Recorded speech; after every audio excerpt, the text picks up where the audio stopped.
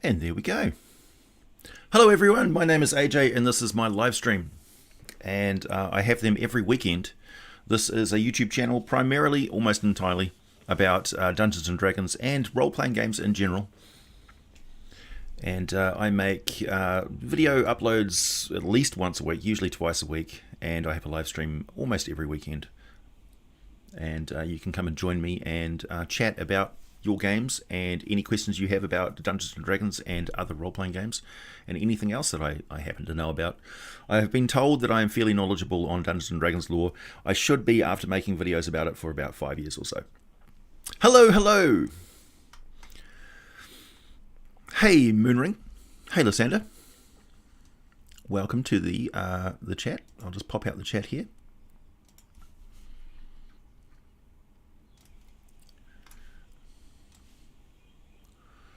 Alright.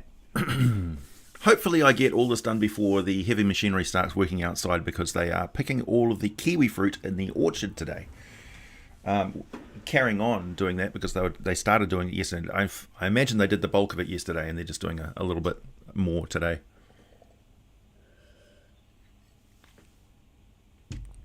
Now, I was supposed to have 2 cameras set up, but I haven't set up the second camera. It just wasn't working. It was lagging. It looked awful. And I want to do a good job of that. But we're still going to be doing world building today. Hey, Kikastuk. Emil. Rack, nice to see you. The Orc is here. Nice. Juju Bear, nice to see you again. Nya Parablepsis. Fton. Moondog, nice to see you. Mark, good to see you. You've become quite a regular here, Mark. Kick-ass Duke. Brian H. Marinanor.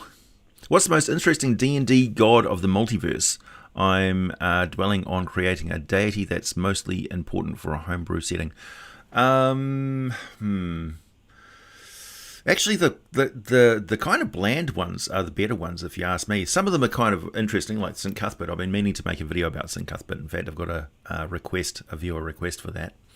But like Lysander and like Tempest and things like that are pretty good gods. They're pretty straightforward. I've got a very interesting god for my current character, which I've harped on about enough lately, I'm sure. So that's Gelf Glittergold, Gelf Darkearth, who is Gal Glittergold's brother, who basically didn't get anything that he wanted in the Pantheon, and he's the grumpy, rebellious god of teenage miscreants and people who buck against the status quo of gnomish society. And although he is a gnome and his followers are gnomes generally, they do things which are very un-gnomish, like destroy beautiful things and stuff. They don't destroy gems, of course, because that would be just crazy. But they do destroy works of art and things in a form of worship to their god, basically proving their commitment to the cause. Fresh kiwi. Yeah. I actually don't like kiwi fruit very much. But they earn money, so there you go. Good morning, Joseph. Good morning, Zachary. Good morning, Adrianeth.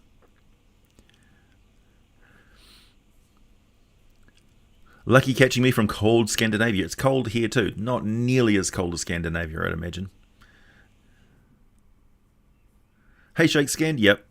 I'm holding off on eating my breakfast as well. It is a balmy 10 a.m. here over in New Zealand. Davey Daly, hello. The Abyssal BSA, hello.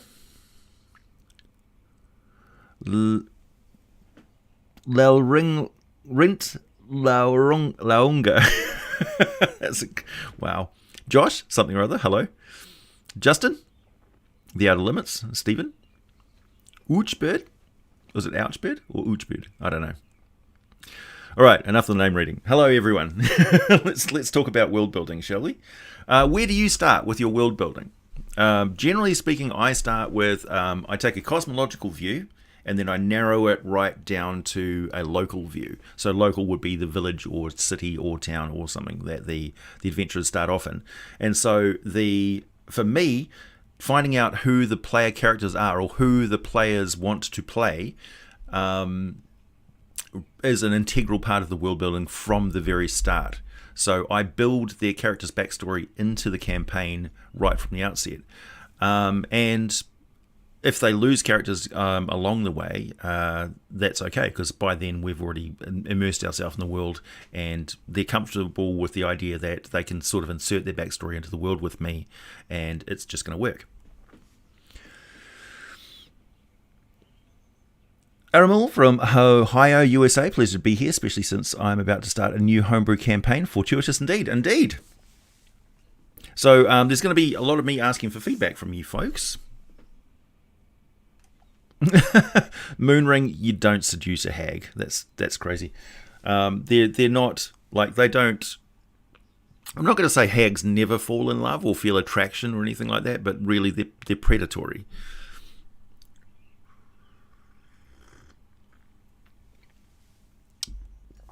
That was a good coffee.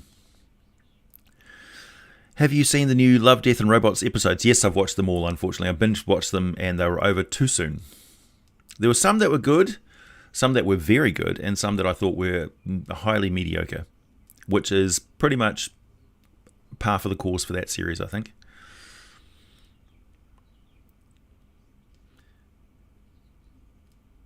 Mark, it's funny actually, because we have lots of Fijoa and we have lots of Cherimoya. We have a tree which grew unexpectedly, and I've started growing seedlings as well. In fact, I gave away a whole bunch of Cherimoya, and I've got a few more growing in my garden. They are custard apples for people in the southern hemisphere. Yes, you do need a beer. Do you have any outlines you use each time you world build? What's on them? No, I have a bunch of categories of headings.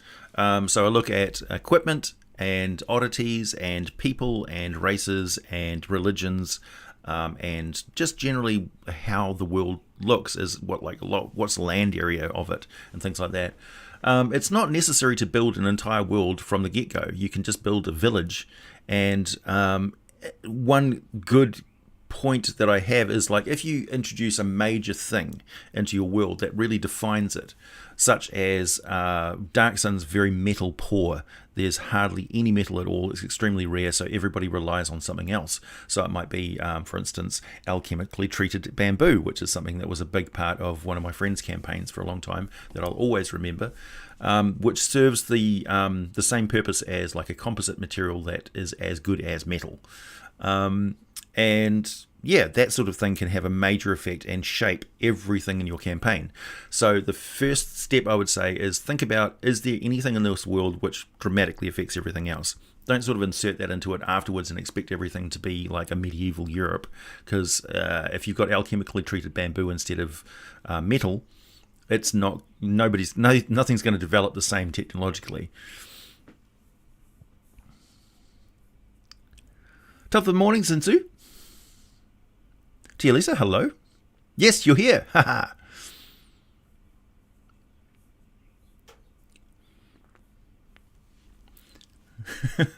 Hey, Rayland. Criminally sexy humans. I like that.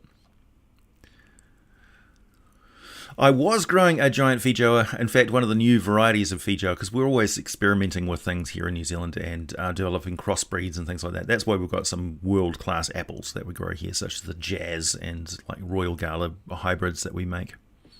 And unfortunately, the Fijoa got hit by a ride-on mower. My washing machine just made weird noises.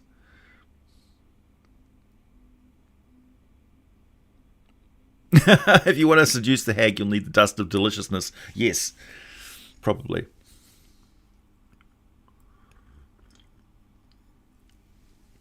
Yeah, it is very easy to get pointlessly lost in world building, but I have said this before, world building is a hobby. It's almost like dungeon mastering as a hobby, right? It's in and of itself. You can sit and world build all day and be perfectly happy, and as a substitute for playing a game. I know it's not the same, but it is a hobby in and of itself. And therein lies the danger of world building. You can excessively world build. And this is something that, if you've just started playing D&D, you are going to do. If you, in fact, any game that you world build for, you absolutely will overdo it the first time you world build.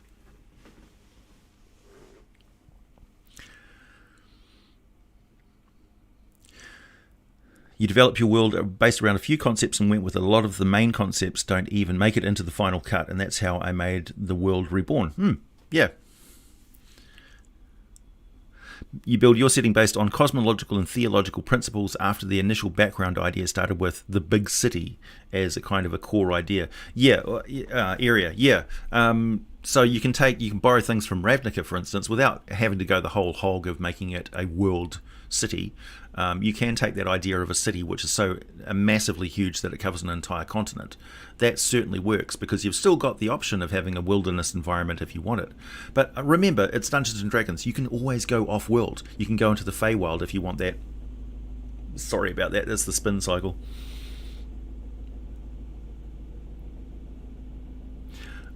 Sebastian, my appearance. Okay, have you ever grown a beard? I've been watching you for ages and I've never seen a beard on you. That goatee thing that I grow there with like a thin strip along there, that is a beard on me. This whole area here does not grow any facial hair. I'm very wispy. So that's just from the Scandinavian origins. So moustache, impressive moustache is about as best I can do, and I'm just going to stick with it until they make the next episodes of Invincible. Because I'm an Invincible fan, and I've been told that I look like Omni-Man, a Viltrumite, so I'm rolling with it.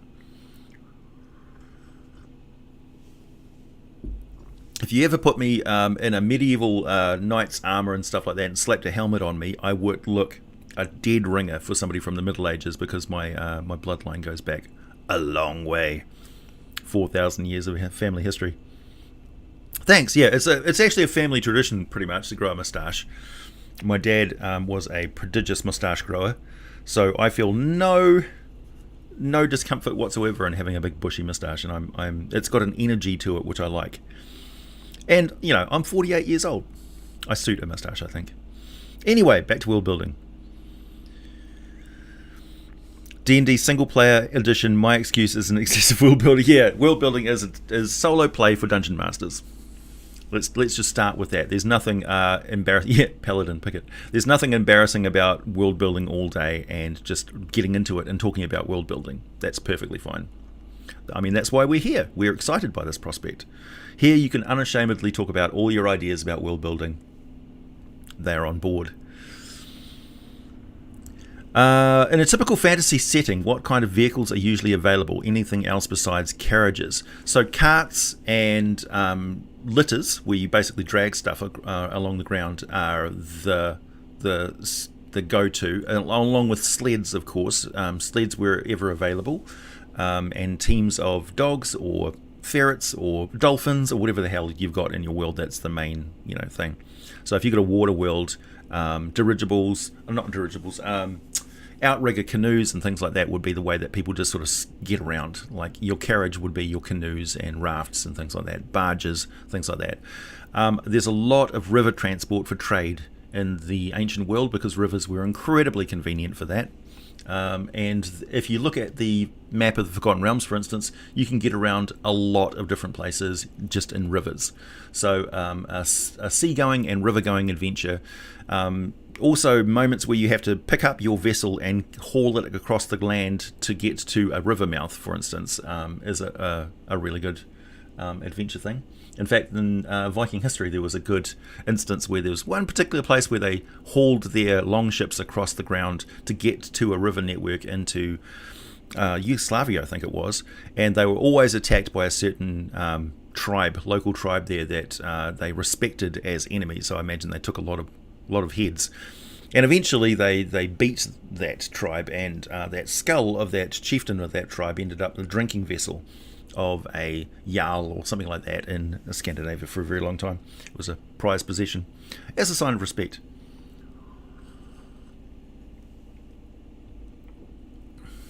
Oh, right, Anxious Bug. Yeah, I've got the mead actually sitting. I've got mead in my wardrobe that's been sitting there since I started making mead over a year ago. So it's well over. I think it's like some bottles are 2 years old now. So yeah, it's looking good.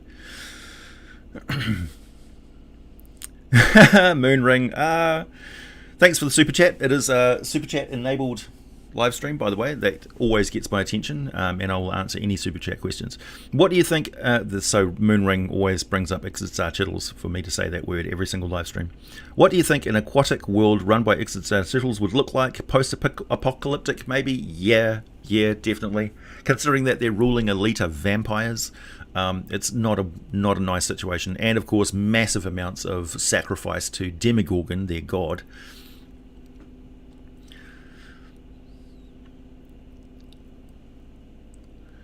A village where the only oddity that stands out is everyone wears mustaches, including all genders. Yeah, babies born with mustaches. I'm okay with this. I am okay with this.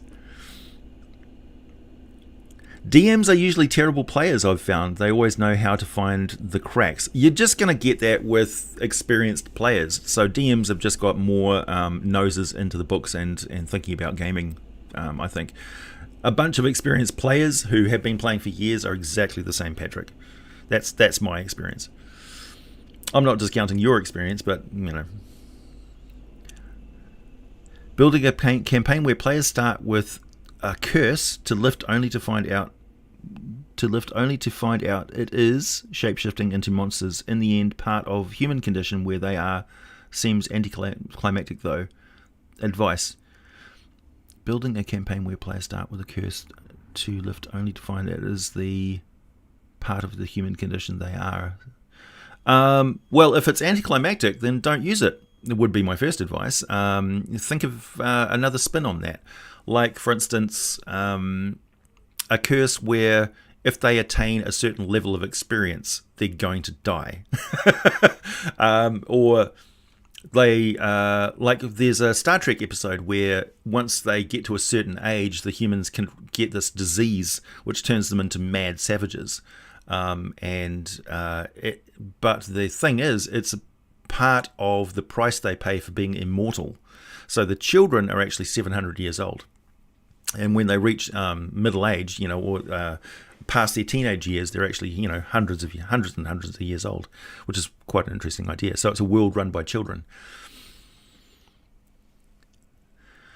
My most successful world, just country at the moment, I actually made up the map first with no high concept in mind, then filled in the blanks with towns and cities and finally points of interest. Yeah, that absolutely works. Like, I've got my hex grid map sheet down sitting next to me, and I will just start jotting down world features and then think, oh, that's an interesting combination of mountains and valleys and stuff like that. So you have something like a capital city which is about to be swallowed by a glacier. And so they can constantly melt it using magic, which forms a river, which is like a torrent that also is a power source that drives the device which melts the thing.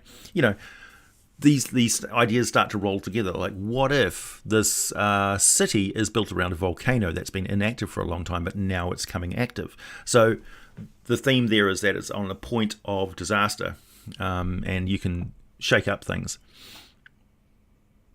You want to visit Mustache World? Virtual reality D&D coming soon. We're getting there. Like the what is it called? The augmented reality glasses. Those are going to be here soon. You created a maze for your players. And it's a bit like the idea of a movie maze runner that crosses planes. The maze is controlled by a very powerful wizard who wages high stakes. Who is he waging high stakes with? Like, who is he in competition with? Who are the other masters of the maze? That's kind of the thing that you can play with in the domains of dread, for instance. That the shadowy powers, for instance, are just very high-powered individuals who have not taken up the mantle of godhood. So they're extremely powerful, but they're unknown. And they hide in that mystery, that anonymity.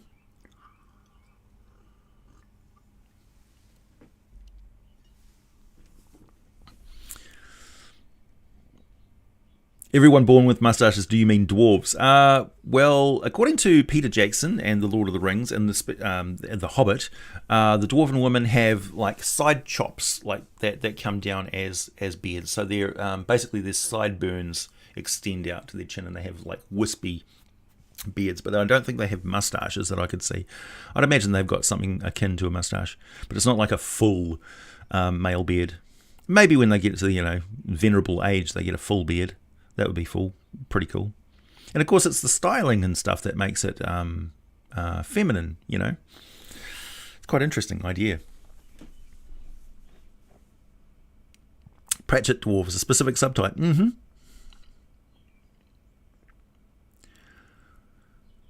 I also found that DMs are more forgiving than similarly experienced players. Could be. Yeah, I mean, you're going to have different experience of play depending on your play experience. If you've got people who... It's all about the people, right? He tangata is a saying in New Zealand, which means the people. Everything stems around your experience of people.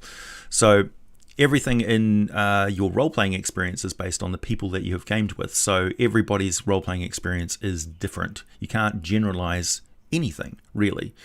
I know we've got certain stereotypes for types of players and stuff, and we liked to shove them into those pigeonholes, but really everyone's a blend of all of them.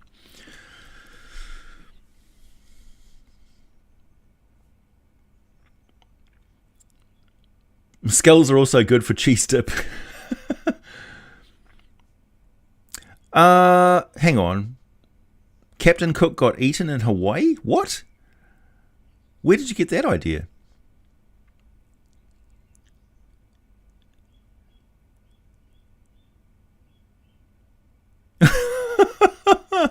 I have not heard that, Shakescan. That is the first I have ever heard that.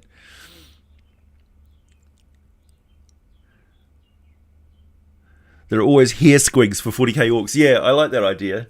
Like a little creature which looks like hair. In fact, the Men in Black International has got something like that. Oh, that was an awful movie, wasn't it? Carnivorous flowers are widely misunderstood. Yeah, it's true. Carnivorous plants, yeah. They only do that because the nutrients are so poor in their environment that they have to supplement their mineral needs.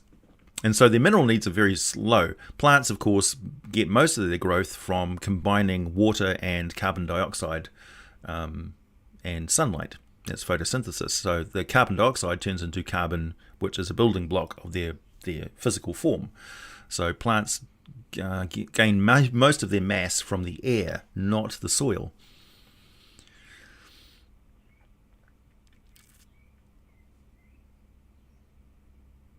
The powerful wizard acts as a John Cleese type character. You know, like Tim the sorcerer. What is the airspeed of an unladen swallow? Thanks, Adrianeth. Exactly what my last warlock's patron was. She gave away power to stave off godhood. Yeah, that's an interesting idea for a patron. A patron that gives away their power so that they don't actually have to attain godhood. Because tied into the whole concept of godhood in the planes and the petitioners and things like that, wrapped into the deep lore of Dungeons and Dragons, is that petitioners actually are going through a process where they become so aligned with their god's principles and thoughts that they actually merge with that god. So godhood and that ability to expand your consciousness across the planes and attain greater and greater intelligence is actually a gestalt process where you become a multiple entity. And the original entity of that god becomes a signature that they all wear, like a suit, like a cosplay. So the original entity becomes a symbol, right? But loses their actual identity themselves, which is a terrifying concept when you think about it, but also amazing. How much do you stick to the rules when DMing a game? Reasonably close, but I always discuss whatever house rules we're going to introduce to the game to the players before we do anything. That will either be right at the start of the adventure, where we're deciding what our characters will be. So if I've got some absence in the game, like that alchemical bamboo thing and lack of metal, I will inform the players whether they're on board with that or not.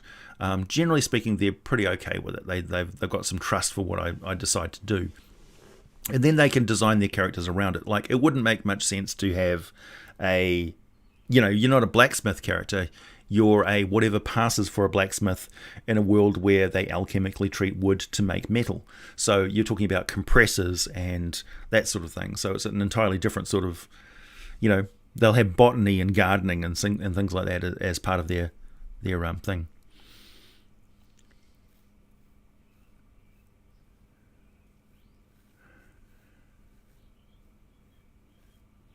What was the worst in-game catastrophe that your party was involved in? Well, I was DMing a game where somebody decided to let off a fireball inside a sealed room, and also that was devastating. And eventually, they used a fireball on a room that had toxic crystals that created a gas that killed them all, and there was nothing I could do about it. I was just like, well, that happened.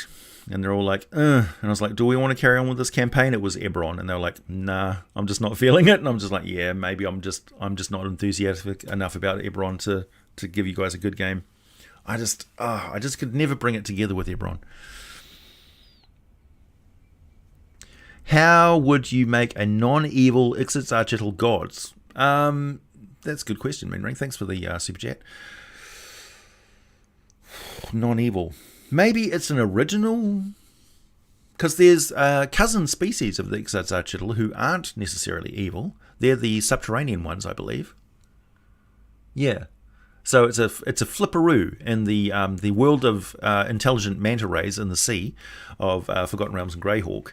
The surface living ones that live in the warm sort of Mediterranean or the warm, tropical waters, the evil ones, and the ones that live in colder waters or in deep caves and things like that underground in the oceans are actually the good ones, which is quite different from the surface world.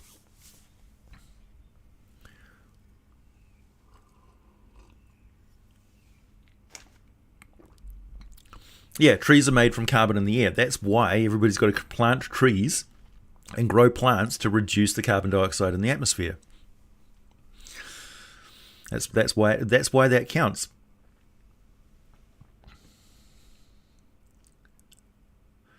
AJ, do you have much experience with players making a boatload of money from being merchants? No, and I wish I did, actually, because that's a really fun game to run. In fact, the Forgotten Realms is really well set up for that. If you go to the 3.5 edition Forgotten Realms campaign setting, I think I showed you this image before, there is a map of all of the trade routes. See if I can find it quickly for you. I had it bookmarked before. Oop, did I just go past it? Anyway, so you can figure out what areas are, because that's the way with every world. Every world has got centres of rich deposits of something. And the local population there will become experts of manufacturing and export of that particular type of stuff. It might be iron, it might be silver, it might be that's one of the things that a lot of people probably don't realise, is that they had a map of the entire world of Toril in the Forgotten Realms campaign setting. So Aussie and all of those different continents and stuff are actually legit. And it shows you where Anchorome and stuff are located. Oh, interesting. I've penciled in different names for these places back when I didn't know the lore. Interesting. Let's see. Can I find that image?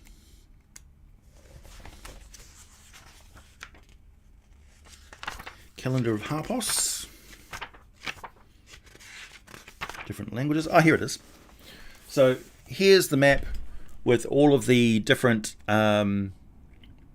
resources that you can get. So there's silk and potions and slaves and metals and woods and drinks, wine and food and stuff like that.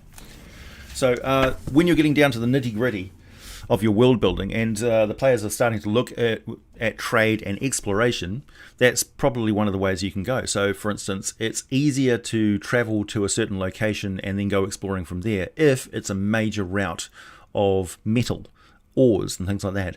So it's really easy to get to Citadel Adbar, for instance, in the north, because that's where a lot of trade is going to and fro from, because there's a lot of metal and stuff. That they supply metal to many different places, including Waterdeep. So where there's one track of flow of trade, there's probably a backflow of trade there as well, because they know that's where the money is. It's like, well, they're selling us a lot of stuff and we're buying a lot of stuff from them, so they must have a lot of money. So we're going to go there and we're going to sell stuff that they don't manufacture themselves. So, yeah, it makes sense. Oop, I haven't missed any super chats, have I? No? Okay. So, Jeremy, thank you. I didn't get to employ the possessed gelatinous cube swarm last week. Tonight's the night. Nice. Keep me informed, man. That sounds awesome. Deluxe wood carving, yeah, that's the way to go.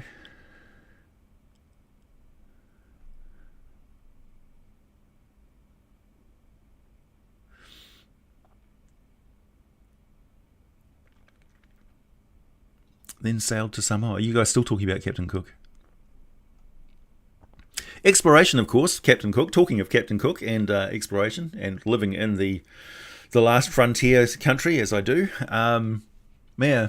It's interesting, the impact of local populations on invading, explorers and stuff, and that could be, I mean, Waterdeep could be invaded by an advanced civilization from Maztica or Anchorome or something like that, or like Osi. We know nothing about Osi, and they could actually sail around the world and land in Tether or Kalimshan or something like that, and have like advanced technology. They could be an outpost of Imaskar, which is now existing in Osi on the world of Toril, and all of a sudden they just show back up and decide to take over Malharand and Unther and the Eastern Shah. It's like, yep, this is ours now. We're resurrecting all of their old technologies. They pair up with Deepak Maskar, who have been in communication with them the entire time, and all of a sudden you've got a vastly different political and martial situation in the East, And Waterdeep starts taking real close attention of like, oh, we need to send envoys across the Sea of Fallen Stars. Cormier starts gearing up for war. The Purple Dragon Knights start doing like flyovers just to scout. Tensions escalate around Chacenta. A world at war. Oh, what's that one? David, thank you. Have you ever written anything on the Company of Seven, specifically Heward? No, I haven't. No, I haven't, unfortunately. Heward's handy haversack? No, I haven't really. Greyhawk, I sort of lived through Greyhawk, and my adventuring days when I started off playing AD&D was, of course, all Greyhawk. But then when I really started getting into D&D in 3.5 edition onwards, and started playing it through all of the different editions a lot solidly, that was all Forgotten Realm stuff. So Greyhawk is like on the periphery, and I'm always referring back to Greyhawk because it shades so much in, it informs so much in Dungeons and Dragons from a basic core sort of idea. Like Bigby's Hands and Mordenkainen and those guys are all Greyhawk. And Vecna, of course. And Orcus. And Lord Soth. Oh, hang on. No, Dragonlance is Lord Soth. Sorry. How would you make a faction that basically worships the Joker as a god of chaotic evil and destruction and anarchy? Goblin clowns, cotton candy golems, silly putty slimes, ogre strongmen. Well, it doesn't have to be so cartoonish. It can actually just be the guiding philosophy and principle of the Joker, which is that he said he's basically just ahead of the curve of a society which is already breaking down, and he's accelerating that breakdown of society by showing that authority is a sham. It's actually it's a manipulation and an abuse of people's freedoms. But at the same time, he's evil and kills people and is chaotic and disruptive because it satisfies his ego and his sadistic nature, because he's psychologically damaged from things which have happened in the past. So it could actually be something like a corrupted form of like Ilmater, who's a broken or maimed god who is taking out their vengeance and torment on order and authority that actually did this to them in the first place. So it could be somebody who was in life a famous individual who was captured by the authorities, who was a campaigner for social change or something, or fought against some great evil, but was kind of evil himself or herself, and was captured and broken on the rack and became a god through that martyrdom. So you can take it lots of different ways, but I would say look at the actual philosophy of the Joker and then think about different takes on it instead of it being themed around circus carnival stuff. That would be my take. Comic Note, thank you. Is your Manastic Imperium weighing on this? Yeah, it is. It's still on the web somewhere. Good grief. Have I talked about that before? Yeah, my Manastic Imperium stuff from Palladium Rifts is still there on the web. Of course, it was constructed on like GeoCities back when people were on like, oh man, that was such a long time ago. The internet was such a different place. Memories. ICQ. People were using ICQ and still playing MUDs. Do people even know what MUDs are anymore? I've done a video on some of the Iomara, Tom. I haven't done... Have I done one on the Debuk? I think I've done one on the Debuk, and I don't know. I've talked about them in the past before. I haven't really made a playlist of them yet because they're just sort of lumped in with the demons.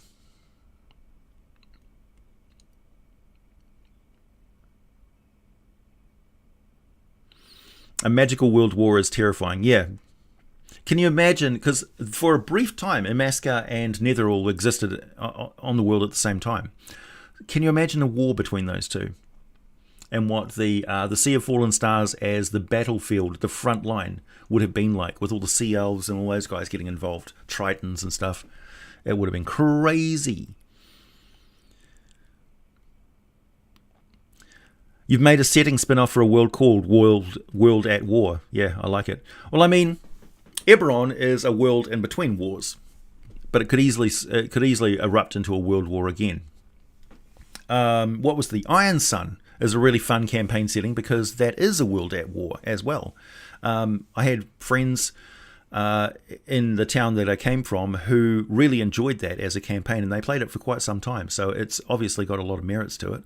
I unfortunately wasn't part of that and didn't really get to experience a lot of that story and stuff, but I'm sure they could make a video about it.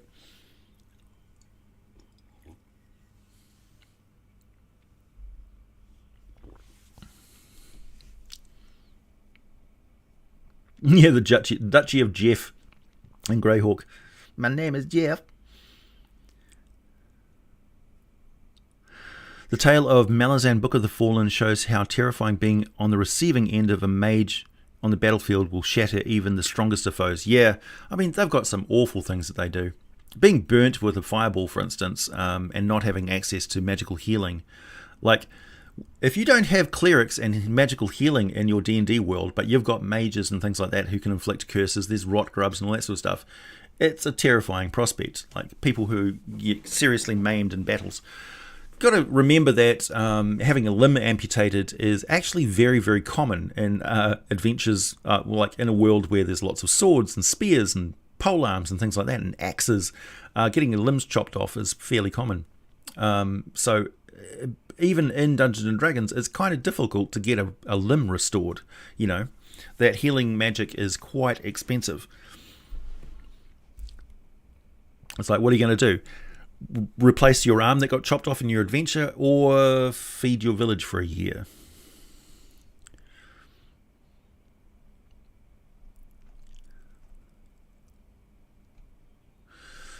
Girlhead, hello. Thank you. Have you ever planned a session with a counterintelligence mission? Example, party finds and thwarts a terrorist attack real time at an event. Thanks, AJ. Yes, We were actually in a time-hopping adventure at the time, which is very complicated. But we did have stuff like that where it was a sort of a timed thing that we had to like infiltrate through the crowd, and we split ourselves up, and we split the party for this adventure and came at it from different directions. And one of us stumbled across it and signaled to the others, and then we all converged and had a boss battle. But it was pretty tense because the longer it took us to do things, the worse, the more difficult the boss battle became, because they had stuff that like explosives in the crowd and monsters and things like that. So it gets quite complicated. The whole thing with that is that we were aware in the adventure that the longer we took, the worse things were getting, and that tension actually made it really like we were on the edge of our seats and we were fully engaged for the entire adventure. I don't think there was any point there where we sort of just like started checking our cell phone and like didn't really pay attention to what was going on. We were keyed in because we knew that if we missed any clue, the adventure was going to probably come to a grinding halt. And also it was just a stepping stone in trying to weaken a god that some higher level characters of ours were supposed to be fighting. They'd already lost the battle. And this campaign, man. Okay, so let me just put it in a nutshell. We had some really high-level characters, and the DM's original idea was that these really high-level characters would fight the big boss bad guy who was going to destroy the world and lose. And I said to him, nah, I don't want to start a campaign with this high-level character getting the shit kicked out of them and losing. I mean, the world being destroyed. That's A, going to be a big grinding fight in a world that B, we don't really understand very well, so we're not really invested in. And C, how depressing is that? And he says, okay. Well, okay, what about you play the role of these high-level characters' retainers, their best friends, their adventuring buddies, their servants or whatever, and they're also high-level, and they've got an aspect of the power of that super strong character that we're going to play. Spoiler alert, we didn't actually ever play that big boss battle with those main characters. We actually beat them with our secondary and tertiary characters that we got, and the tertiary character ended up being my favorite. He was like this drunken folk hero gnome. It was great, and we ended up jumping through time and setting up like secret societies and organizations and like a whole bunch of these golems that actually served us through the ages, it was great. We'd show up and basically say, we're them, and they're like, oh, we've prepared the castle that you ordered us to build 300 years ago. Here it is, and it's all like decked out. It was great. We're like secret agents in time. But, nightmare to run a game like that. But he just made it seem really easy. Anyway, so yes, we played counter-terrorist sort of games like that before. But yeah, the Harpers and the Zents and stuff like that in Forgotten Realms is a really good example of that. If you want to read through some of that literature on the Wikipedias and things, look into the Harpers and the Zents and some of the battles and things that they've had. Key locations around the far north and stuff like that, and the operations of the Wizards of Thay, Zastams, machinations, demon summoning, that sort of stuff. That all ties into it. So you can inform your own game through some of those existing adventures as a template, so to speak. Zach, thank you. Hey AJ, would you make a scarcity and lack of general knowledge of guns and gunpowder make sense? How would I make it make sense? Like some civilizations in my world that have it, but most have no idea what it is, especially peasants. So do you have magic in your world? Because magic supersedes gunpowder instantaneously. So you can transport magic completely safely and inert in the form of scrolls and things like that. It doesn't matter if the scroll catches fire, it's not going to blow up. So magic is superior to gunpowder in every single possible way. A fireball, for instance, is like a scroll of fireball is a terrifying thing to put into the hands of anybody. And a peasant who can't read magical scrolls, it's completely safe. So that's how I would make it make sense. So magic is your answer there. The other thing too is in a world where you've got magical crystals and divine energies and things like that, it's easier to make a radiant laser beam than it is to make a ball and flintlock like firearm. Also, firearms in development has really mirrored the development of mass manufacturing. So that all of the barrels are exactly the same, all of the bullets rifling is exactly the same, so the bullets have to all be exactly the same size, and that's really hard to do if you're like a blacksmith. Even making nails all the same size, like perfectly exactly the same size, is almost impossible if you're doing it by hand. You have to use some sort of mass manufacturing, so molds and production lines and things like that, and they have to pass on that knowledge so that it's not all just one location which is producing all the bullets and all the black powder for and all the guns that world is going to produce. If it is actually just one location which is producing all of the smoke powder or black powder, it becomes critically, vitally strategic that that place is protected and that information is kept secure. So, it's a wonder that the island of Lantern on the Forgotten Realms is not actually just like blockaded by everybody and frantically fought over for the secrets of golem production and black powder, smoke powder production. So it's an interesting idea. But yeah, for me, magic supersedes that sort of stuff all the time. And of course, weird alternate technologies. So it's perfectly fine for a crash landing Spelljammer ship to have laser rifles and machine guns on it, because in an infinite multiverse, some of the planes of existence that you go to are going to be the future, or a world that actually developed technology and didn't develop magic in the same way. A magic dead zone is more likely to develop technology when you think about it.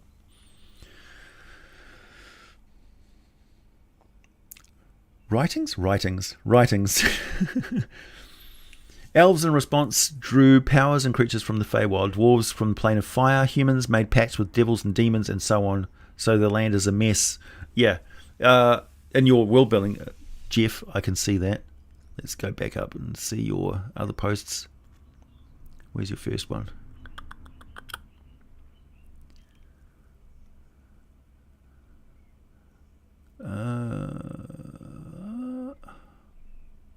Gosh, it's way.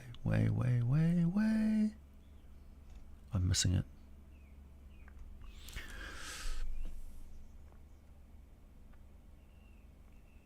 Dungeon disclaimers. I had a player retire a character last session. What are some of the best ways to have found to introduce a new character into the party? Oh man, there's as many ways as there are sunsets.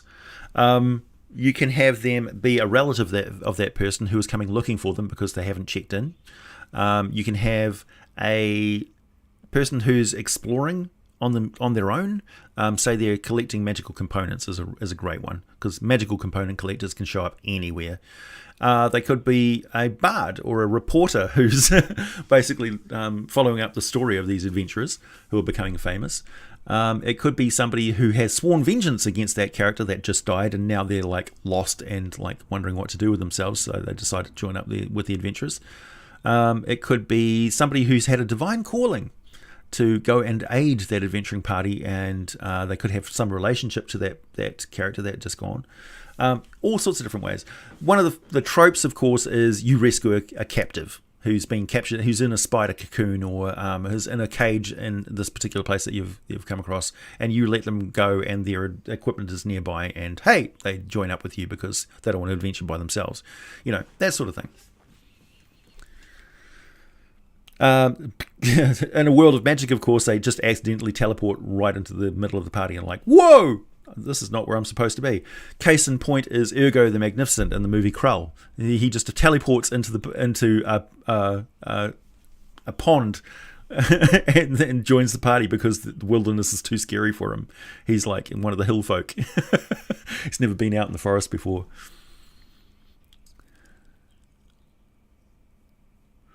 The new D&D book likely hasn't made it to New Zealand, I'm guessing. Oh, I get access to all of the books as soon as they're released on D&D Beyond. So I've been reading through Van Richten's guide to Ravenloft. It's funny, actually. People have been pestering me to make book videos on the Van Richten's guide to vampires and blah, blah, blah. That sort of stuff. And now it's like, oh, well, Wizards of the Coast beat me to it. I think it's actually a really good book from what I've seen so far. It's packed with all sorts of different domains of dread, not just the traditional ones. and it sort of skims over Ravenloft quite nicely, and talks about all the other stuff, all the other domains of dread. So it's actually, if you're not so much a Ravenloft fan, which I'm not a big vampires in my campaigns fan. I love them as a monster, as a concept, but I almost never put them in my D&D games because, they're very disruptive and way too scary for characters to deal with. Like, this thing can turn into mist and different animals and bamboozle your mind, and no thanks. But that doesn't mean that I don't like the Domains of Dread. I think they're a fantastic idea. They're the anti-Feywild when you think about it.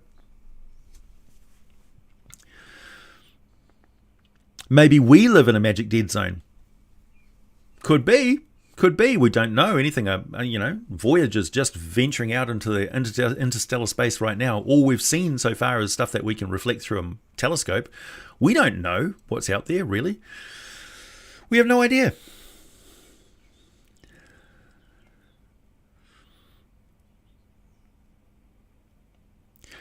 I would point out that early guns had loose tolerances and there are bullets that much... case in point is Spelljammer. So you've got blunderbusses and... what do they call them? Scatterguns? Scatterguns, I think it is, in Spelljammer.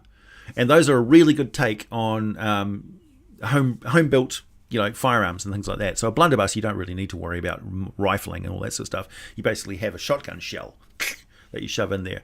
It goes bang and releases a cone of damage. And it's extremely easy to deal with that sort of stuff in the game. Guns, as far as I'm concerned, guns are no more disruptive than a heavy crossbow or a cantrip.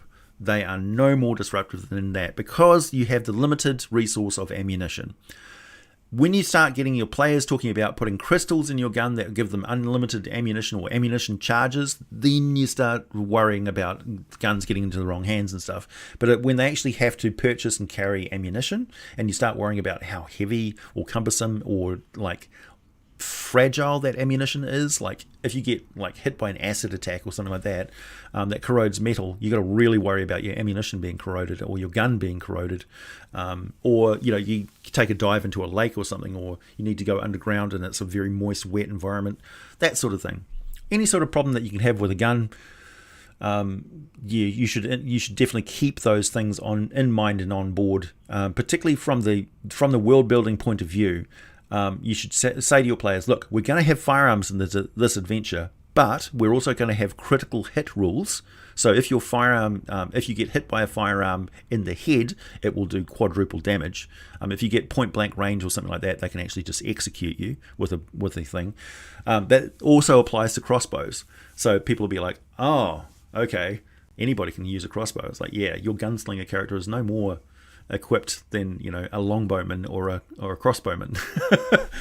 You got to worry about that sort of thing. A 6-shooter is no good against a bunch of elves with longbows. They'll just pepper you. They can fire faster than you can.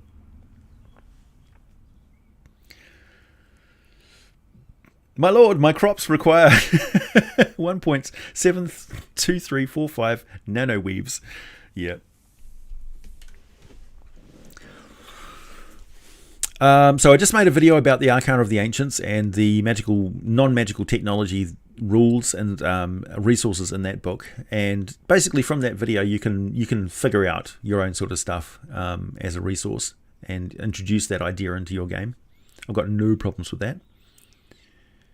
Yeah, guns in D&D is thinking small. It's true. People who get overly upset about guns in D&D really... what are you talking about here? Are you just talking about simulationist theory or something, or does it just aesthetically bother you? It's like a crossbow, a hand crossbow is basically a flintlock.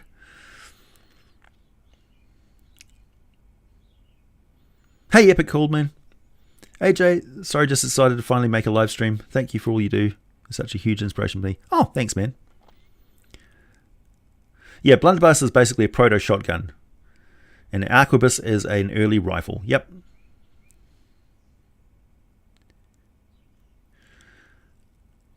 Oh, you're going to have to find out, Frederick. It was certainly a lot more chaotic than the well-organized DM roundtable that you ran. But I think particularly in the last question, we really cut loose and we were talking about magic, and all of us can talk about magic all day. So we had a lot to say. So pretty good, actually.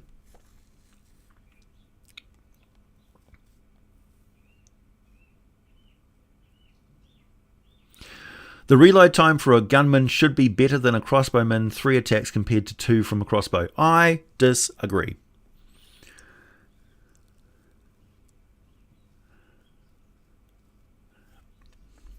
Just personally. Hey, Mr. Sai. 1 a.m. there at the moment, yeah. Rune cannons, though. Yeah, exactly.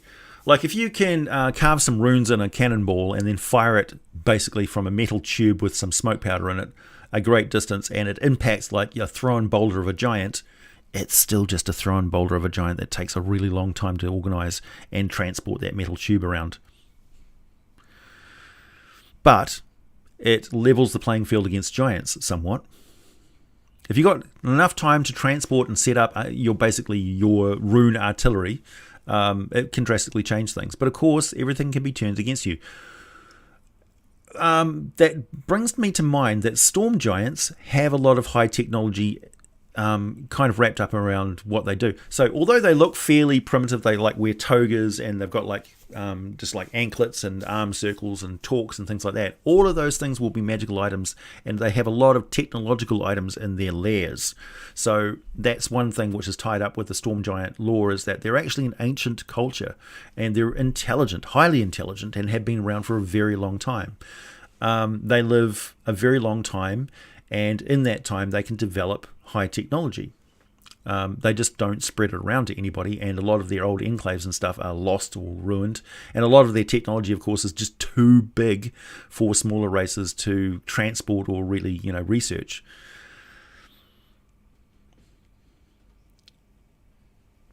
The aesthetic of muskets is good, yeah. Guns are just expensive, and crossbows, yeah. Slingshots, perfect example. Go and watch the Slingshot channel and tell me that those are not as effective as handguns. Like, seriously. And also his repeating crossbow. His repeating bow and repeating crossbow magazine style is incredible. Basically, it's a crossbow machine gun.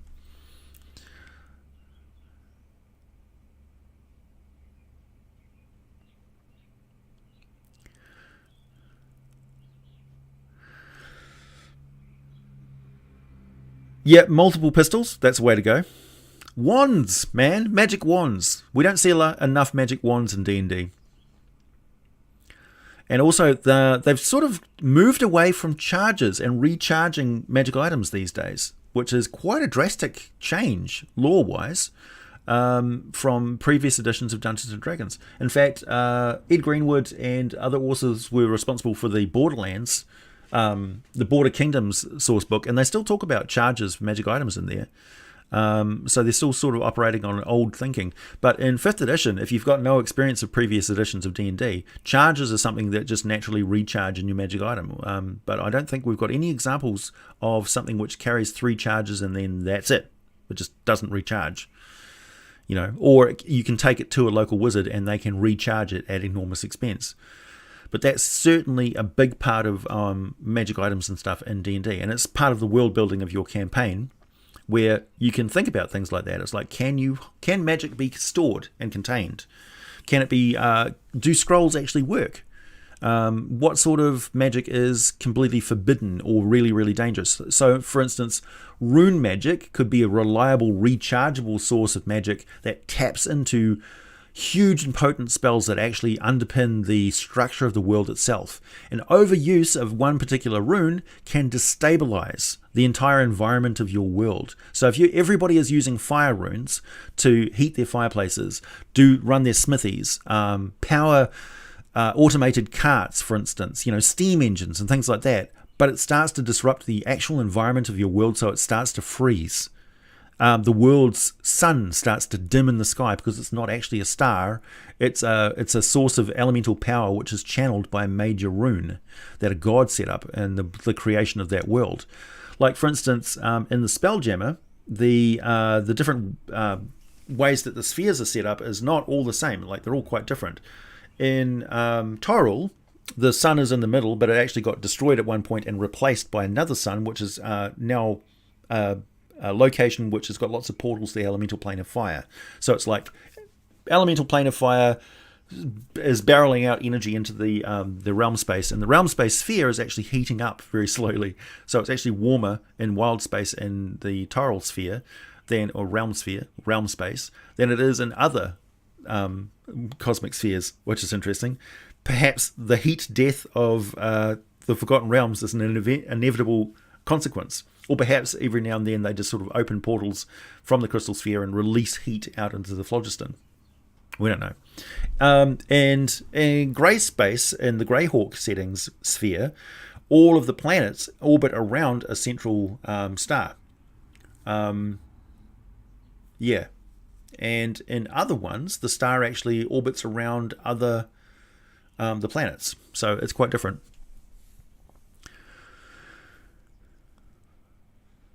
Yeah, magic wands are either expensive to recharge or just have a few shots per day. Yeah, it's something that you can take, into account in world building. What would Ixadarchitl technology look like? A moon ring. I like to think they'd have lots of hooks, basically. So a magical ring for them would be a hook into their actual flesh, or perhaps like a piercing or something. Tattoos, of course, would work very well with Ixadarchitls. Things like robes and boots and things like that, of course, don't apply. But they could have, torques and rings and necklaces and stuff like that they wear, which they attach and drape around their body. Yeah, just got to take into account their world, or perhaps even magical items which are screwed into their fangs. So they chop off one of their fangs and screw a magical item into there, which they can activate and use. Something like that, or replacement eyes and things like that.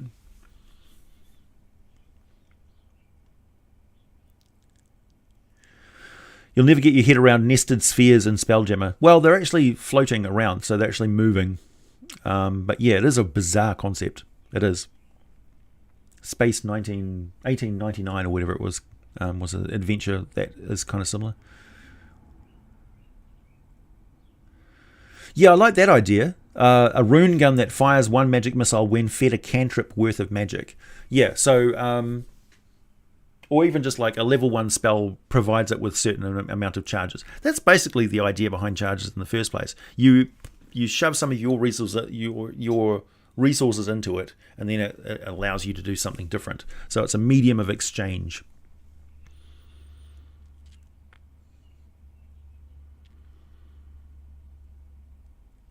Warlord, hello.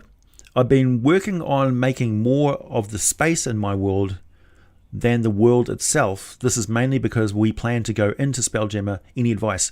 My advice is, if you plan on going into Spelljammer and really that's the focus of your campaign, start in wild space and have characters which are actually derived from different locations in wild space.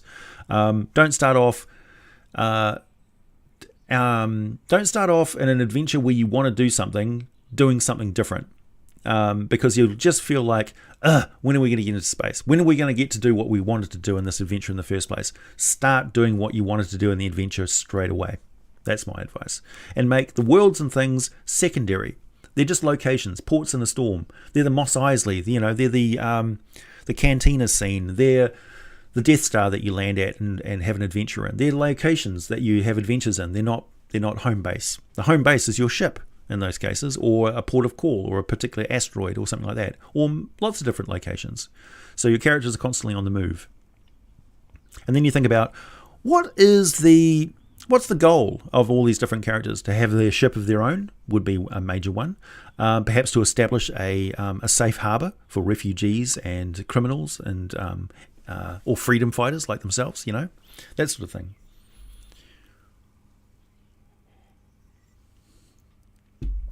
Hey Kickass, thank you. My homebrew has a special metal like mithril that is discovered to hold magical energy, leading to magic items being fueled by Duraspell batteries. Worth it for that pun alone. Absolutely. Duraspell. That is fantastic. Oh, that is so good. Morgan, thank you. Would mages object to anti-magic bullets? Yeah, of course they would. Oh man, how would you do that? Imagine if there was some like distillable fluid or something from a beholder's eye. Or imagine if the beholder's eye beam worked even when the eye was detached or somehow kept alive. An undead beholder's central eye. Imagine that as a missile that you fire into battle that creates dead magic zones that sort of fan out from where it lands, and you sort of randomly roll to determine where it lands and where the anti-magic beam is pointing. That's a fascinating idea. Yeah, so the idea of anti-magic technology is huge, and of course mages would want that like locked down like nobody's business. On the other hand, abjurers, the school of abjuration, who actually deal with stopping magic and sending unnatural creatures back to the worlds they came from, they would sort of like be very interested in that as well, because that would be part of their arsenal of dealing with supernatural threats. See, abjurers, one of the advantages of abjurers that I don't think a lot of people realize is that they can walk into ancient tombs and things like that and shut down all the magical defenses of the wizard who built that crazy place to get the things that the wizard was hiding there, or to uncover the threat that the wizard has unleashed on the world there. So they're not just a static police force against magic. They're actually an active force which can curtail magical threats that would otherwise run amok and out of control. So abjurers are actually a majorly important adventuring source as well. And of course, divination for finding those places in the first place. Have I missed any? I'm always paranoid that I'm going to be rambling on and miss super chats. Nope, seem to be good. Wow, 153 people in here, according to my stats. Hello, everyone. Stanchgate, thank you. Can the preserved eye lens of dead beholders be used for magic eyeglasses? Maybe. Stanchgate, that would be a very effective way of stopping enchantment, perhaps. Like if somebody needs to be in eye contact with the person casting the enchantment spell, then it's kind of implied that would need to see, like lock eyes with that person. Perhaps anti-magic glasses would prevent that. Sanchgate, thank you. Funnily enough, not unlike a funnel, the Risk books talks about that magic and technology are pretty much the same thing. Yeah, it's a common sort of theme. Like Palladium books has got some really good gaming theory tied into it. They really understand role-playing, and they really understand fantasy worlds and fantasy setting things. Like the perfect example is Techno Wizards. Techno Wizards and Rifts are, I think, one of the most interesting character classes to play, because they're kind of ridiculous, but they make a hell of a lot of sense. Like the magic works for them because they believe in it. It's one of the most appealing things about like orcs in Warhammer 40k, that if they paint red on the side of, or flames on the side of a vehicle, it actually goes faster because they believe that that makes a difference. Techno Wizards are that idea turned into a character class where they assemble crystals and wires and mystical symbols and things like that, and it turns into a magical artifact because they believe that it works. So it works for them, but not necessarily for everybody else.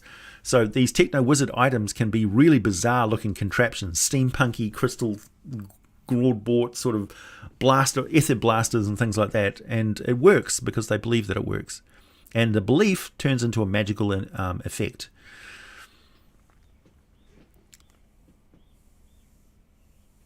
Yeah, Duraspell wins you one internet, sir. Absolutely.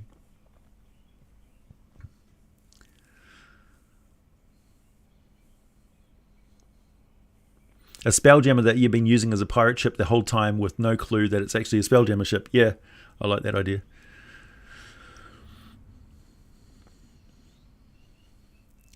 You've had a player retire their character last session. What are some of the best ways you have found to introduce a new player to the party? Dude, I already just answered that question. Did you not hear me?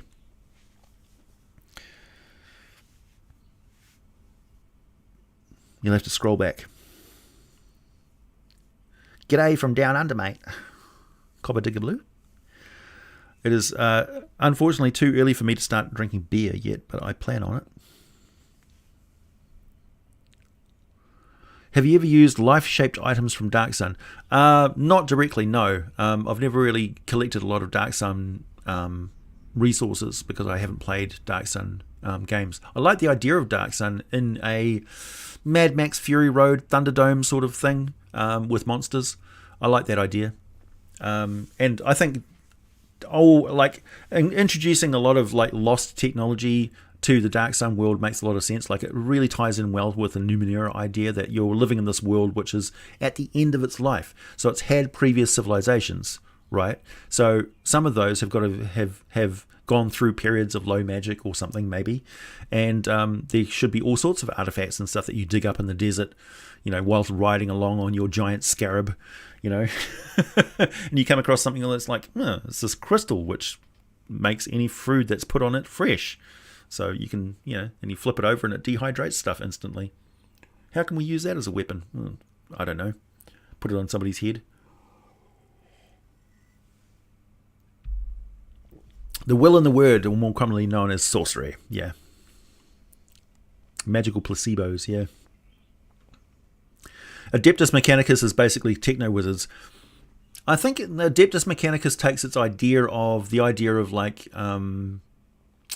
hiding information inside of something else that endures. Like nursery rhymes, for instance, contain kernels of information about the past. Like Ring-a-Ring-a-Rosy, for instance, tells us about the Black Plague. And like, it's kind of macabre, the idea that children are singing a nursery rhyme about one of the periods of mass death in our history. But it was so important at the time that, and maybe that wasn't even intentional. I don't think they possibly didn't create that nursery rhyme to remind everybody about it, but children just organically did so, which is, it tells us a lot about the power of memes, right? And the power of a culture, a civilization, to carry information along the wave, of its continuity. How do I describe that?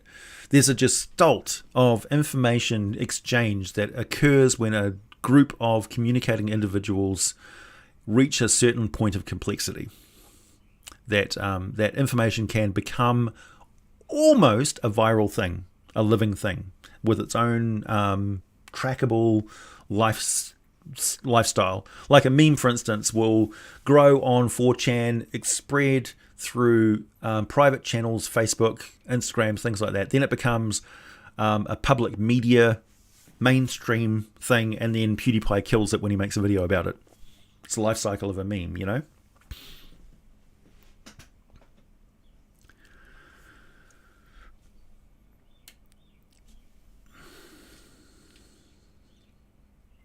Is there anything, thanks Minring, is there anything you like about Elder Scrolls lore?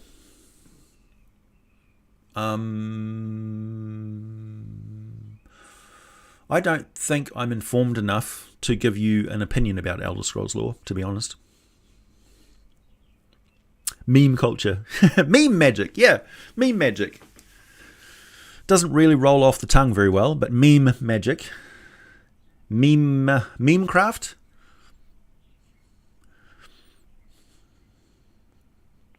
Thrycreen meme? Memes are the ultimate weapon, it's true.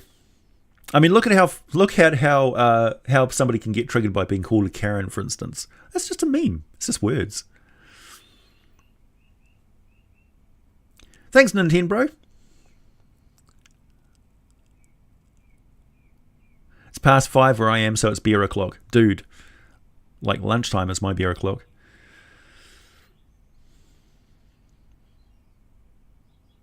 How about a bisexual dryad? Why can't a dryad try to charm a female adventurer as much as a male adventurer? Like the idea of a challenging old traditions, would you? I think dryads have always had that.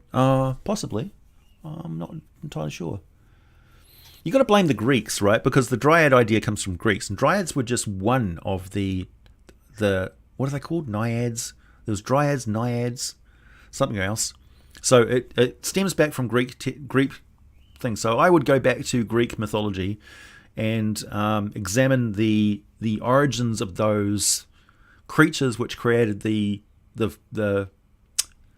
the building blocks for the D&D mythos, and come up with something organically, maybe.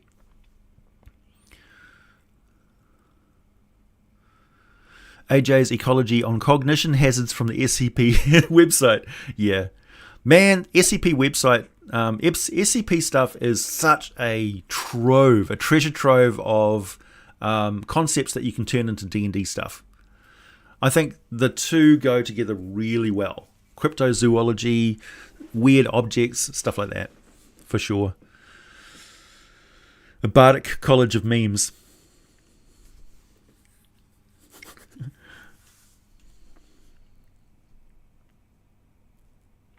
That's a good question. What would you do when designing a world where 4 land masses are tied to one of the elemental planes? You mean like one land mass is the elemental plane of fire, one land mass is the elemental plane of air, that sort of thing?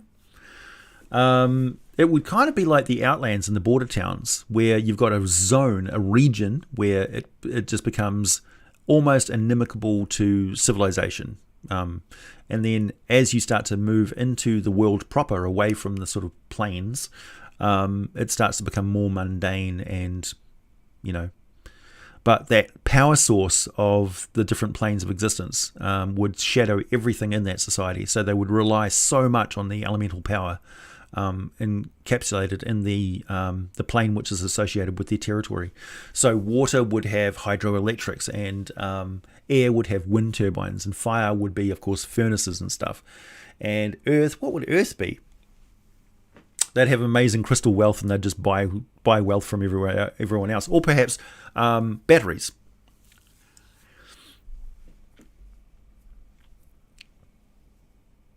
Nymphs. Dryads are a type of nymph. Oh, the Greeks. Yeah, the Greeks. I forgot the Greeks. Yeah. Greek mythology, man. It's a pretty rich source of classic D&D monsters. You got the Chimera, for instance. Where does Manticore come from? I think it's Babylonian.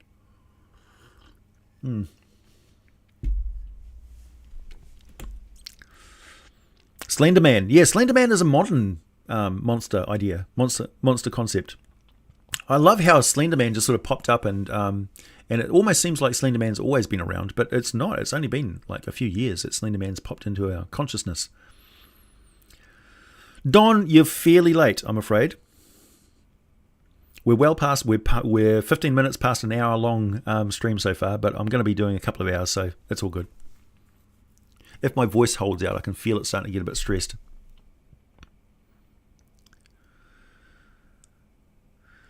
Thanks, Gadzooks. Any particular content that you've really enjoyed? Also, you do know, where are you located? That's £1. £5. Thanks, man. £5. I suppose you say pound as in singular. £5. £5.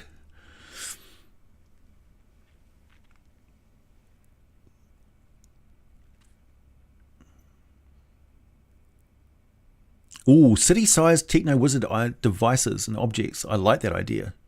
Like the whole city is actually a magical conduit. I like that idea. Peter F. Hamilton had a really good idea for a city that was grown like a coral polyps, and it had conduit tunnels and things like that under the city. And because it was alive, there was like a force adept sort of way of manipulating it and changing it. So you create doorways, or just like people who are a little bit adapted could change the shape of the stairs in their dwelling, but not really change anything else. Make minor modifications. Whereas people who are extremely powerful could create towers and things. So the wizard could actually grow their tower from the ground, and that was a testament to their power.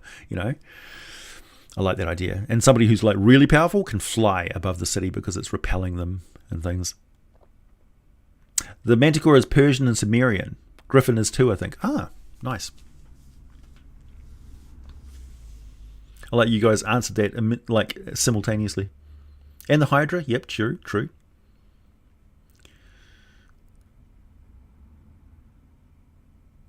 Arcology, yeah. Thanks, Sky. A couple of hours. Blessed.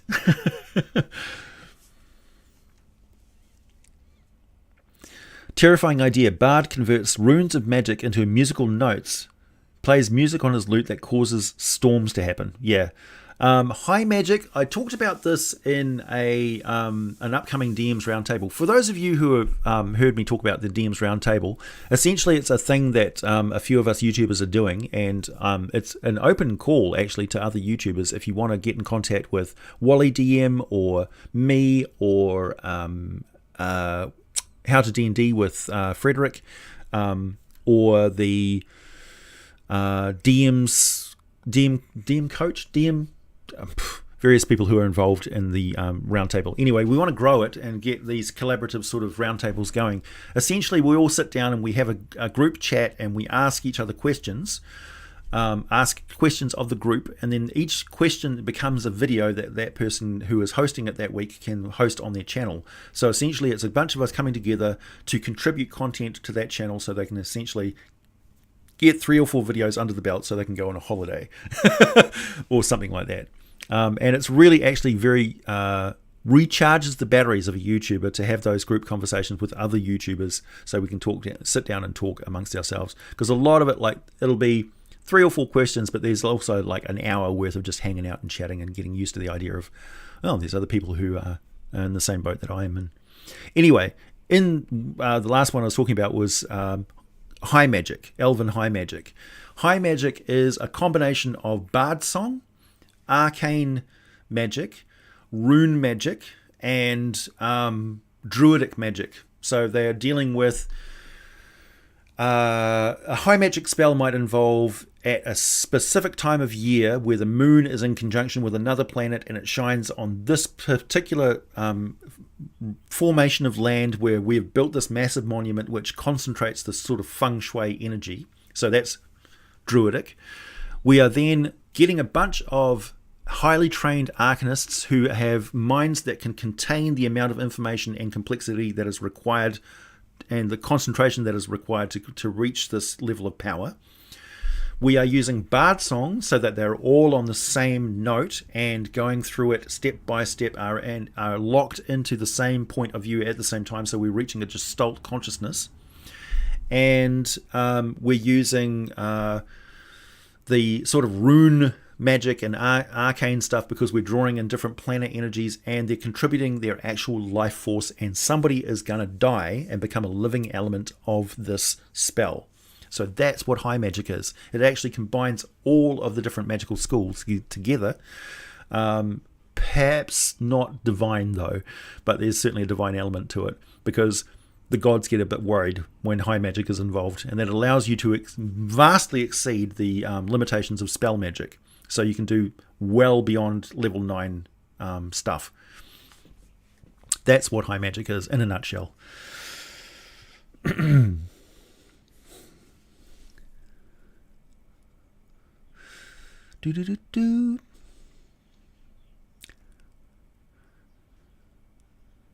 Thanks, Justin. I like that bird. That's cool. Comic Nut. Hey AJ, last super chat I can afford. Oh dude, thank you. But how do you come up with names for your homebrew monsters? There's no easy way to do it actually. It's always a problem. Sometimes it just sort of pops into my head. Sometimes I look at random objects around the place. Like I come up with random words by reversing something that I see on a piece of paper that's completely non-D&D. Other times it will be combinations of mythological concepts or titles of stuff. Other times I'll actually roll. I've got some dice which have got letters on them, and I'll just randomly roll the letters until I come across something I like. And also there's resources online where you can create just random words, and whenever something strikes your fancy or seems to fit the vibe of that particular monster, you go with it. One thing I do before I start a campaign is I will sit down and I'll create lists of random names. So when I've got a random NPC that the characters have come across and they ask me what their name is, I don't sit there and go, it's Berdramelgalion, and then write that name down. I've already got a name written down on a list. So next to that name on that list, I write the details of that NPC. So it seems completely flawless and seamless, and like I've already planned out the name and everything about them. But really, I'm just, I've got that list there that I'm just filling in the blanks. There are all sorts of resources that you got for campaign planning, books and stuff like that, and of course World Builder. Hang on, what's it called? World Anvil? World Anvil, yeah, for that sort of stuff. World Anvil is a terrible empowerer of overworld building. I'll say that. It's not something I use because I hate referencing something on a computer when I can just use a notebook next to me, because I've got so many notebooks that I collect. I just literally find any excuse to fill those pages. I'm a terrible collector of notebooks. This is a common DM trait I've discovered. So yeah, I've got some really nice moleskin notebooks and stuff that I'm always like finding excuses to write lists in. Yeah, I think that answers that question.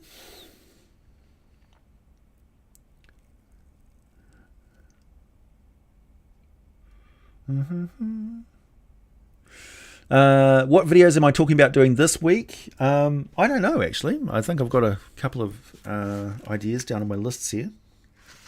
I'm really looking into doing a lot of the stuff from the Fiend Folio, original Fiend Folio, and also the books such as Mordenkainen's Tome of Foes and Volo's Guide to Monsters. I want to actually finish off doing all the monsters in those so I can create playlists just like I have the playlist for the Monster Manual A to Z, because that's, I think, fairly popular on my channel.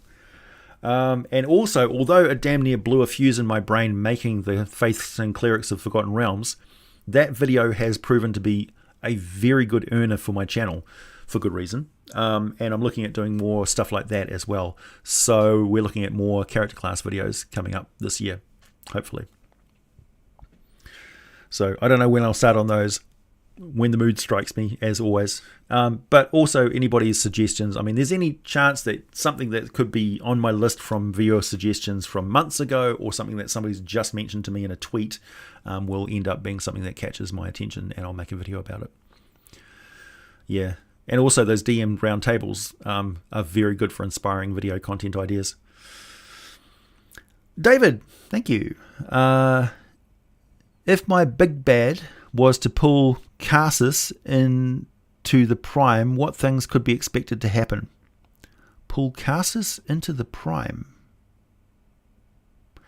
Karsus, the wizard he got turned into essentially a remnant. He got turned into a crystal chunk and a remnant like a god. So there's a husk of Karsus somewhere. Well, I don't know, really. Is Karsus full of remorse for what he did, or would he try to do it again? Would he try to recreate the magical ritual? He's probably really good as like a warlock patron who gives you really good ideas for how to construct high-level spells. So Karsus as a warlock patron who is actually teaching you arcane, really far-out arcane lore is an interesting concept. So a wizard cross-class warlock wouldn't really make sense mechanically, but lore-wise, it would make a hell of a lot of sense if their warlock patron is actually an arcane power of some kind, like a risen entity like Vecna, for instance. If you're a warlock of Vecna, imagine that, who's actually a wizard who's trying to learn lost magic.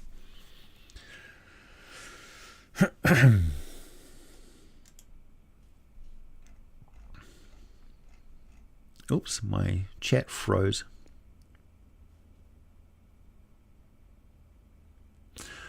Truth begets heresy. AJ, is it safe to say that high magic taps into the weave contained within the respective realm space? Yeah, in realm space it certainly does. In fact, the weave actually got disrupted by the elven high magic, which created Evermeet.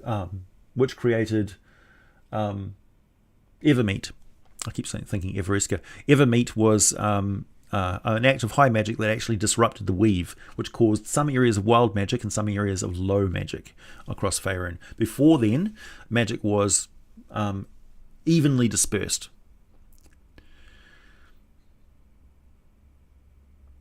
Can I do a video on Moloch, the exiled devil?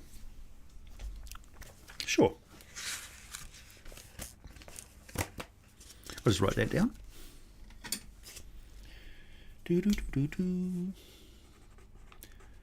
Oh, somebody asked me to do a video on changelings, which I plan on doing pretty soon. I've had a thing for possible player character monster races lately. So the spell scales and that sort of stuff. And I also really want to do a video on the Orcs of the North and Ripplebark. And it's long due. I did a video on Fire Newts and Ragnora and all sorts. Sorcerer Warlock maybe then? Yeah, I mean Sorcerers, sure. Sorcerers are interesting though. Sorcerer is a class that combines really well with other things like Barbarian. Sorcerer Barbarian is a good combo. I'm not saying that World Anvil is not good. I'm just saying it's too good. It enables overworld building.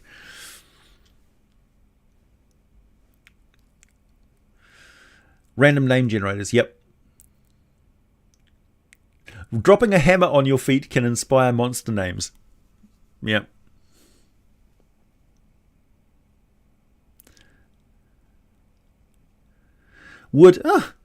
Damien, that's a good question. Would Ixotatl hide make a good wetsuit? You can actually make, shark skin leather is essentially what it is. I mean, the hide of manta rays is very much like a shark skin sort of thing. Or the Ixotatls are basically shark-like anyway. So yeah, there was a type of armor that was created from shark skin and sea urchin and pufferfish that was made in I think it was either the Philippines or Indonesia, something like that. Looked freaky, and it was a good use of the resources that they had for sure. Yes, I do use psionics in my games for sure.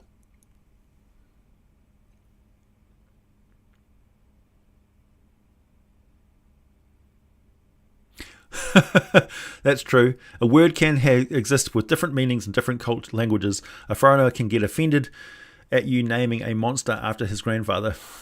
Yeah. What's your name? Crystal Chunk.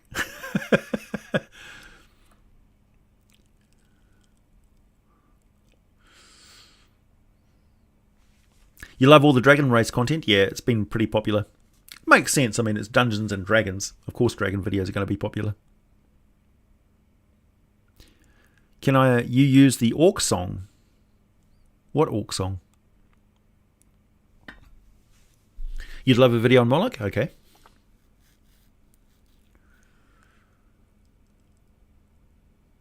The Anarok Desert was created by flying cities crashing down. It wasn't. It was created by a race of monster that feeds on magic and vitality. And they're still buried under it, so the Anarok Desert is still there. But for a time, the Anarok Desert started to turn back into grassland, but it's back to being normal again. The world of Faerun has basically returned to 2nd edition state. So there's no longer any sundering or anything like that to worry about. See you later, Sky. Cloak of the Manta Ray is already a thing. Well, there you go. A video about Geryon would also be great as well. So basically more Demon Lord and Devil Lord videos. Gotcha.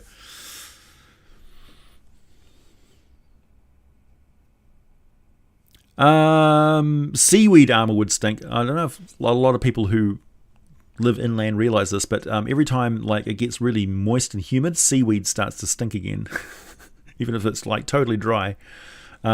Fish skin is not the same. It actually can be turned into a leathery stuff.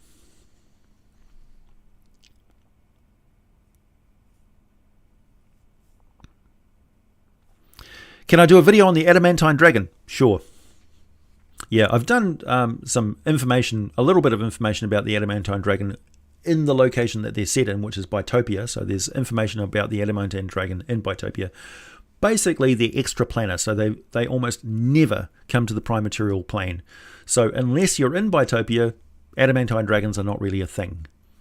But I acknowledge that this is not the same for everybody, and I'm very much against hard and like very firm rules of law because it's kind of gatekeepy. So if you want to include adamantine dragons in your game, that doesn't tie them to Bitopia for sure. And so I think, yeah, I should make a video about them.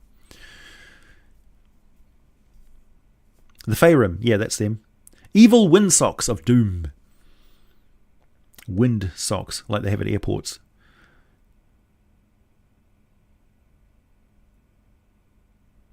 Could that Modron that makes steel predators use that machine to upgrade a Warforged? For sure. Actually, Dungeon Dad came up with this. There's a really old school monster, which is essentially a 2D mathematical equation. And they can recombine and make like very, very powerful equations and stuff. And they're like the assistants of, they're like bees that exist in the plane of Mechanus. So you've got these little equations which are flying around doing stuff. Fantastic idea. And I think like if they like, could you imagine a Warforged going to Mechanus, and Mechanus, because it's a plane of very hard and physical order, starts to redesign the Warforged almost against their will. So it's like, no, that clockwork doesn't work as efficiently as it should, so it just naturally erodes in a way that actually improves it. So the longer the Warforged is on Mechanus, the more perfected they become. But again, if they are a chaotic neutral Warforged, it's actually working against their personality and may drive them mad, so they may become lawful against their will. So that sort of idea, like there's a risk of being a Warforged in Mechanus because it's actually changing your physical being. Then again, a large amount of these parts of Warforged is alchemical and living wood. So, yeah. They do have a soul, so they are very resistant to just that mechanical effect of Mechanus, but still, it would certainly apply. Yes, seaweed armor. How gross. Yep, there are mithril dragons.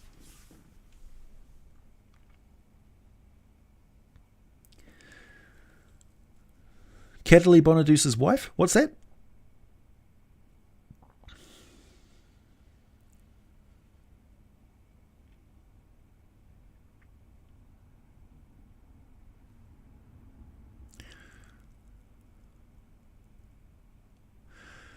The elder evil Tyranthraxis of the Pool of Radiance. Yeah. More dragon content, generally, yeah. Thanks, Denny. Have I ever heard of the Dungeonpedia podcast? I have now.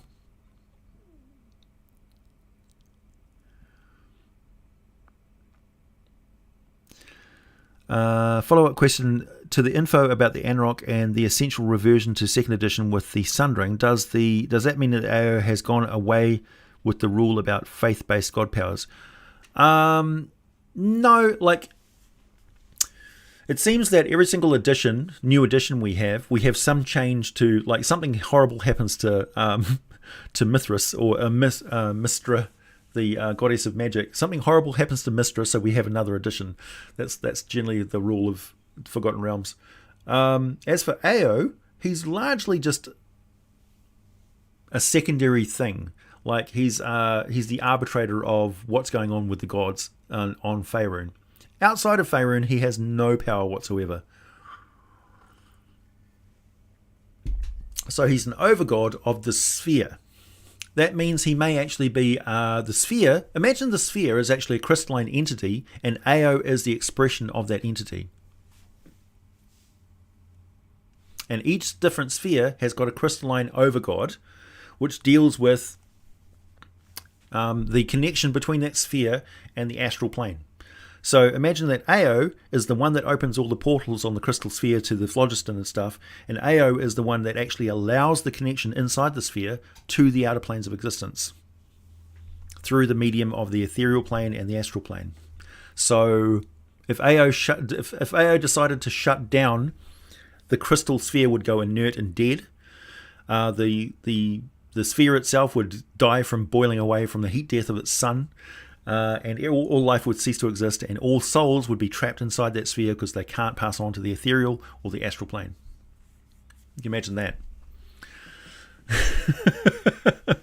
So Ao is kind of important, but also not really. He's like a mechanical aspect of a crystal sphere. And the crystal spheres were possibly created by stellar dragons.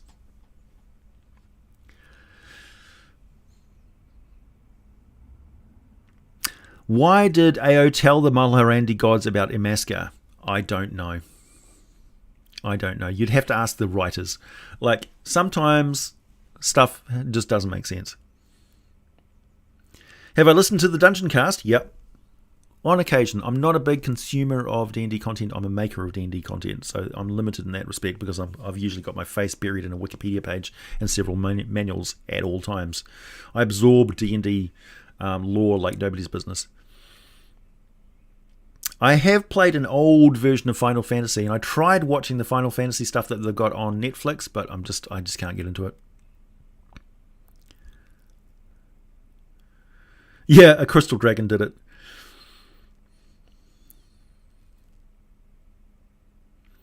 Pink dragon are a cross between a red and a white dragon? Maybe. They could also spontaneously pop into existence from the crossbreeding of a chromatic and a metallic dragon, for instance. That usually results in some sort of mutant.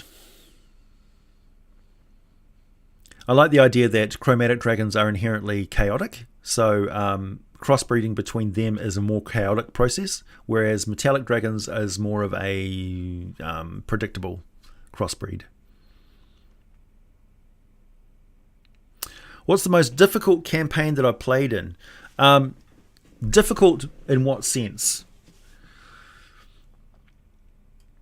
You're a big Final Fantasy fan? Well, that's good.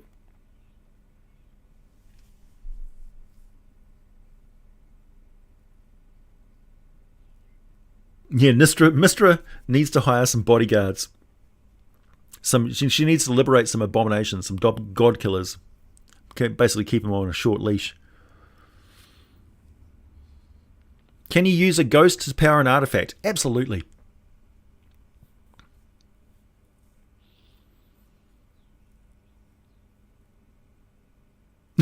It's a pank dragon. What color? Pank! Pank. I like it.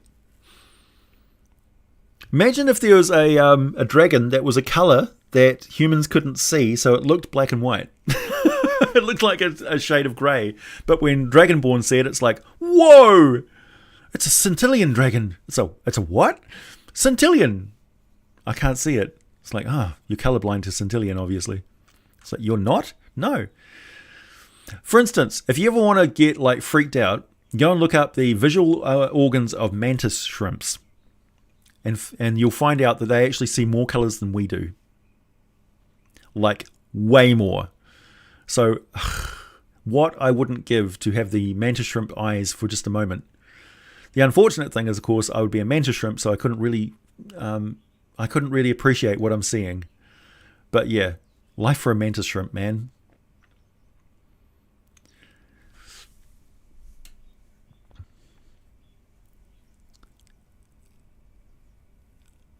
Still learning at a breakneck pace. I'm learning so much just being along for the ride. Yeah, that's what I'm here for, man.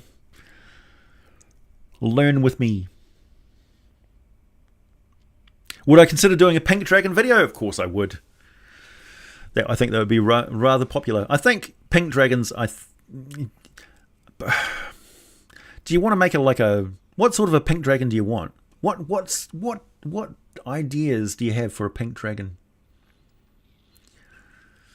I imagine a dragon that looks like really cute and lovable, but it's got a real attitude, like it hates everybody liking it. It just wants to like be superior.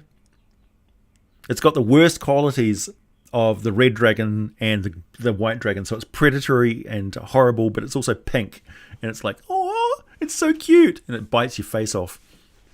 Until you like that, you got that one person who's like managed to keep one, or maybe they have like a really long stage of their life where they're just a wormling, but when they become an adult they're like really horrible.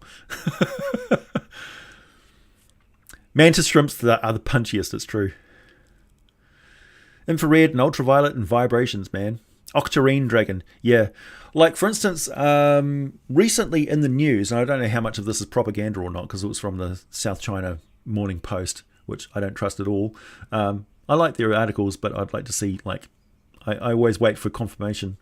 They're talking about the God particle, the oh my God particle, which is a photon which is so high energy that it contains 700 billion times the energy of a regular photon.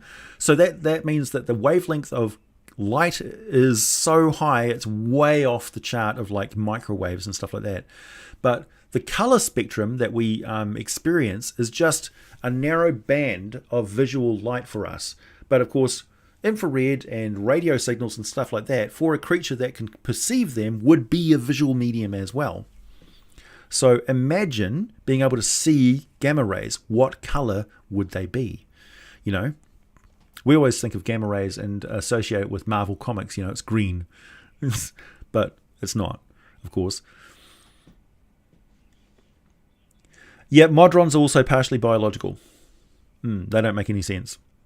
They make sense from a mechanist point of view. Yeah, mantis shrimps are crazy complicated.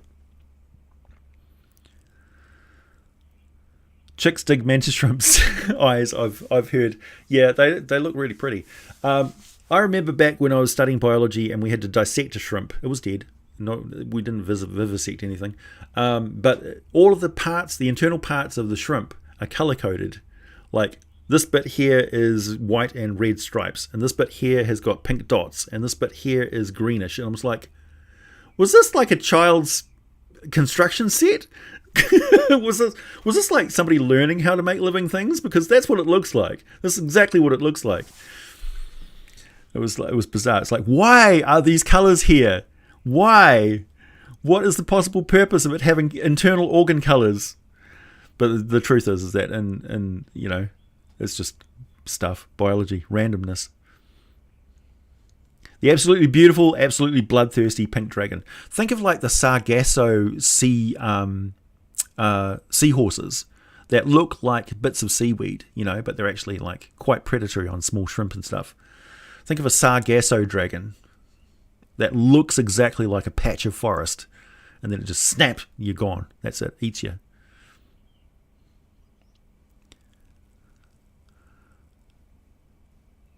If pink dragon equals fat cat pseudo dragon, the gravy dragon that loves biscuits. I'll have you know that biscuits and gravy is a foreign concept for us in New Zealand. We don't do that biscuits and gravy thing. In fact, we look at it and go, ugh, it looks horrible.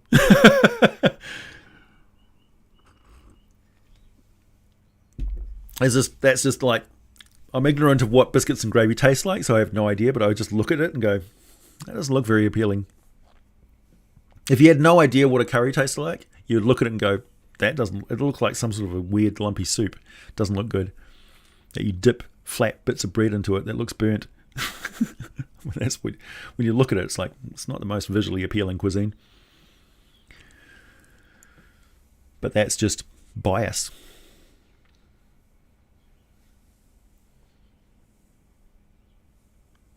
In the US, we eat gravy and biscuits. Yeah, it's like people from China, for instance, looking at people from Europe eating raw vegetables, like eating a carrot, like non-skinned or anything, just like eating a carrot. And they're like, why would you do that? Why would you just eat a carrot like a horse? It just looks weird. Look up Dutch stampot. Poutine. That's an interesting tying it back to world building again. Cuisine, right? Cuisine's fascinating. You can shape so much of a culture on its cuisine. Like, I think it's an absolute tragedy that we are not talking about the cuisine of centaurs and satyrs and tieflings and Aasimar and stuff like that.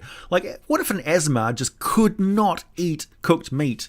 Like, no matter what, it could not eat the dead of another, like an animal species. It would have to eat fruit and berries and things like that are donated by the tree. Like, it's a fruitarian and can only eat like the vegetable matter which is given by the tree or whatever. Like, you can't even tear a living leaf off a plant because that would, and you know, they'd be able to taste the pain. Like, imagine that. That Aasimar have got this annoying veganism stuff going on. Why would you skin a carrot? Yeah. AJ, if the release of Tharizdun was possibly happening, what if any demons would help him return? What would the ancient demons like Pale Knight want to kill him to gain power? The demons would actually work against the release of Tharizdun because Tharizdun is interested in the destruction of the multiverse and the remaking of the multiverse, which would encapsulate the destruction and incorporation of all demons. So demons would become something else. They'd be destroyed and remade. And because demons don't have souls, they would basically just be gone.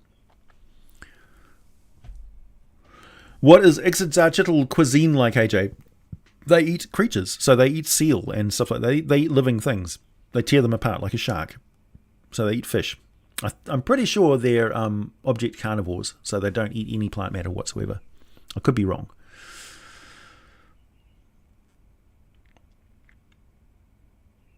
Ah, Mr. L. That's the ACE flag. If you're familiar with your LGBT flags. You're from the States and biscuits and gravy is nasty. Oh, okay. I'm going to have to go over there and try it out when I eventually get to Gen Con. Hopefully somebody's serving some biscuits and gravy somewhere. I know it's a real type of vegan. Moonring. Oh, I already answered that one. I think it's almost time for me to wrap up, everybody. We've got 10 minutes left. Spicy, spicy red dragon jerky. Imagine if it's always warm. Dragon liver. Beef stew and biscuits. Okay. Is a biscuit basically like a scone? Like it's like a little bready, plain bread thing? Because that I could understand.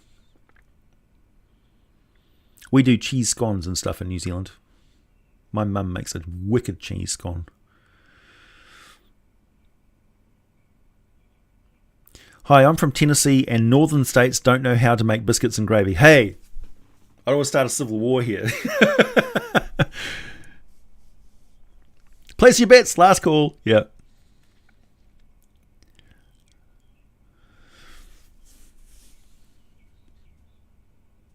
Kind of not sweet though. It's like a fluffy scone. Okay.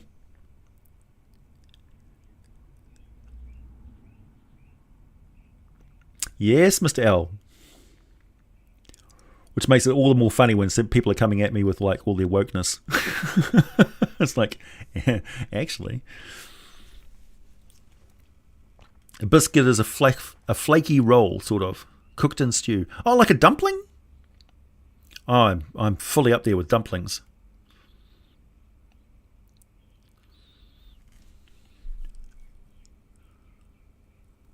That's right, do southern biscuits and gravy.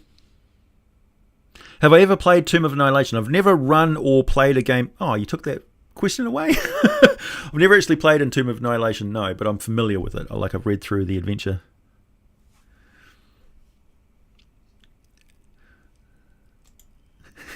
I had no idea I was going to open such a can of worms with the biscuits and gravy thing. Good grief.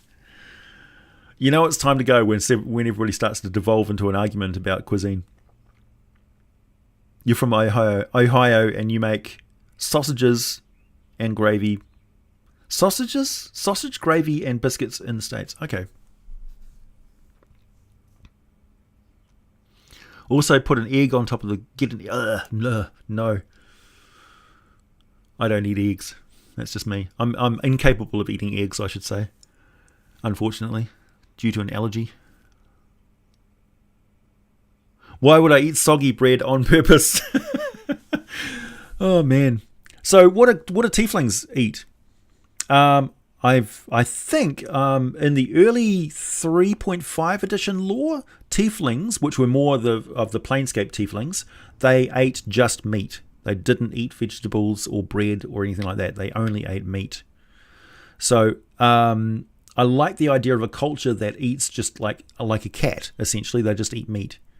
So for them, they'd have all sorts of different way of cooking meat, but they'd also eat a lot of tartare meat, you know what I mean? And also they would have no compunction about eating like pets and stuff. They'd be like Elf. Like, here, Lucky. Lucky the cat. Anything hot. Yeah, I like to think that they eat spicy stuff, but and it would make sense that you would have a lot of spices with meat to preserve it, like, because that was one use of spices in a way, was preserving things. Because honey and salt were not as common, but spices and stuff in your particular area might be used to preserve foods. Tieflings eat Mexican food. Hello, we're eating a paella. That would fit with their accent. I always give them a sort of a Antonio Banderas accent. A hidden society within Waterdeep. We're having paella while we commune with our masters.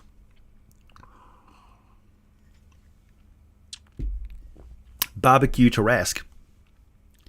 Good luck. Yeah, that's one. A magitarian is, or a mystatarian or something like that, is somebody that eats nothing but magical food. I mentioned this in the spell scale video, where there could be a branch of their culture that only eats magic food. So they don't eat anything from the natural world. They only eat good berries and Hero's Feast and summon food and water. Summon food. The most common magic food that you can get is basically just a bowl of gruel. Gruel being a weak soup that's made with like oats. So it's kind of like a weak porridge, which will sustain you and your pack animals, which is very important. So it's a food that's most edible to everybody. But a tiefling, for instance, couldn't eat it when you think about it. If they're abject carnivores, they can't eat good berries, and they can't eat magically summoned gruel made out of oats. So what do they eat? They'd have to have a Hero's Feast, which is basically just like some sort of magical animal on a spit, right? So interesting idea that your tiefling is not just like carnivorous because of choice. They literally cannot digest a good berry. Like, it would make them sick. Like, you're trying to eat, I don't know. What's something that a human can't eat? You're trying to eat, like, somebody serving up magical cat food. Like, just, no thank you. Or eggshell, or something like that. It's like a bowl of eggshells, and then the other races are like, this is fine. And they're like, I can't eat that. That won't give me any nutrition whatsoever.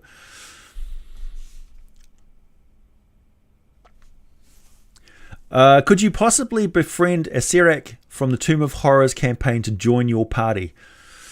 No, he hates adventurers. It's written into the very lore of that. Would have to be a fundamental change in a Serac. You'd have to charm him somehow through magic in order to do that. No, a Serac, literally, his whole shtick is that he absolutely hates adventurers and wants to murder them in a cruel and vindictive way. Oh, I've heard that. You call it shit on a shingle. The biscuits and gravy thing. It's still nasty. In the military, you called it shit on a shingle. Ah, okay, that's where I've heard it. We need a gravy dragon now. I think that's what got us started on this conversation. Pancakes, yep. Lembas bread and gravy. Meat, yeah.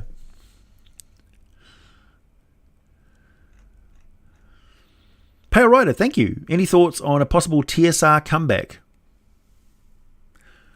Oh, what? TSR is no more. How could there be a TSR comeback? I think half the people that were in TSR have now passed away. So, I can't imagine. Could you even legally remake the TSR brand? I don't know. Could a tiefling eat pemmican? I don't know what pemmican is. Vegetarian tiefling inspired by Munro and Grimm. Munro is essentially a werewolf. Yeah. Well, if you try and make a vegetarian cat, you're going to have a very, very sick cat. So I imagine that's what would happen to a tiefling. But I mean, it's old lore, so I don't think people these days are restricting their tieflings to just being carnivores.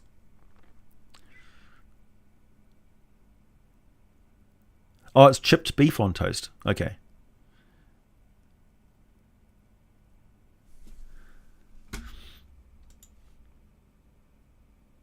A spell that summons regular food. Yeah. I think the idea that they didn't want people subsisting purely on magical food.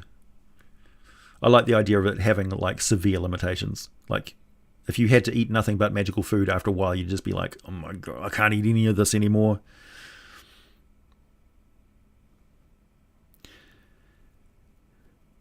Made of meats for preservation. Like Spam? A vegetarian werewolf is one that doesn't eat humans. Right. Hey, Mr. Eccentric.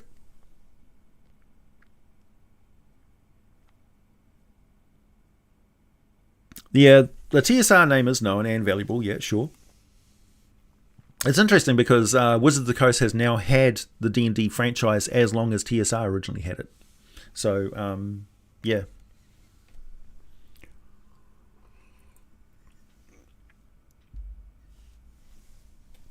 Imagine if Games Workshop took over the TSR title. Because Games Workshop, when you think about it, is actually TSR. Right? Because originally it was the branch of TSR that was dealing with Europe. So they wanted to have a branch of TSR that produced products in Europe so that they wouldn't have to export everything from the States to cut down on costs. So, and then Games Workshop got basically the nasty done to them by Gary Gygax and Dave going with somebody else for the miniatures instead of Games Workshop developing them. And the Games Workshop decided to make their own game and develop their own miniatures and stuff for it, and they split off into Games Workshop as a separate company, a competitor to TSR in many ways. So when you think about it, they are the spiritual successor of TSR. So Games Workshop is TSR. That's my logic. Spam plus butter plus hot pan equals heaven. Okay. You hope Marlon Wayans is in the new D&D movie. I wouldn't hold your breath. Yeah, we're just about to end Mr. Eccentric. It's been a 2-hour long stream. And it's time for me to say goodbye, everybody. Until next time.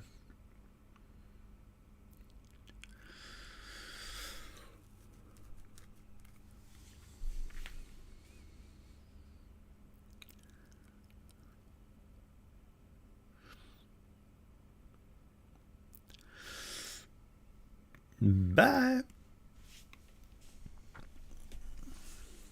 I'll send you a link on Twitter. They seem to be trying. I haven't looked into it deeply. Just saw it this morning. Oh, okay. So it's an actual thing, Pale Rider. Thank you. Yeah, I'd like to find out more about that. And also, please go and check out the newsletter from Monty Cook Games, because they actually mentioned me and my latest video in that newsletter. So I'd really like some positive feedback, because developing a good relationship with a gaming company is something I'm definitely interested in. That's not necessarily Wizards of the Coast. You know what I mean? And Monty Cook produces some fucking great games. So I'd be really keen to have a good relationship with those guys. And you are part and parcel of that. They're only interested in me insofar as I know you. And if you respond to them, then that makes me look good, and that could possibly get us some benefits down the road. Me and you. Okay? All right. Bye!